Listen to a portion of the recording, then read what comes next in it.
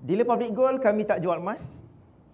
Kami tak jual emas. Dealer-dealer public gold di bawah G100 dan 5G Associate kami tak jual emas. Yang jual emas adalah public gold. Kerja kami ialah memberi tuan-puan ilmu tentang emas. Dan bagaimana tuan-puan membina kekayaan bermula dengan tabungan emas yang pertama. Bukan emas yang menjadikan kita kaya, yang menjadikan kita kaya ialah ilmu kita tentang emas. Sejauh mana emas boleh menjadikan kita kaya, sejauh mana ilmu kita tentang emas. Bahkan emas tak bernilai tanpa ilmu. Saya dah 14 tahun tuan-puan dengan public gold. Dan saya dah educate masyarakat tentang emas ni dah lebih 14 tahun. Dan saya boleh tengok pattern.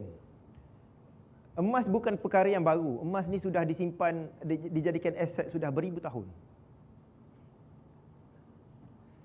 Sejak 2000 tahun yang lalu, orang dah menyimpan emas.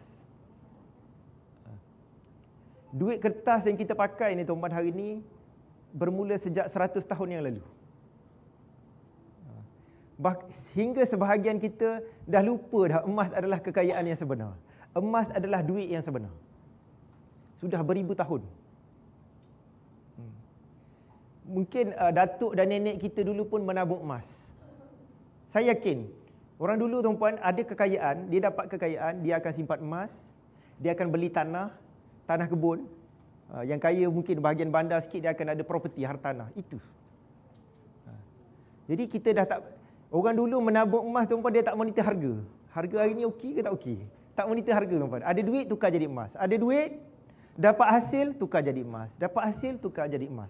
Akhir sekali mereka mempunyai emas yang banyak. Mereka ada tanah yang berbidang-bidang tanah. Mungkin ada hartanah, mungkin ada rumah-rumah sewa.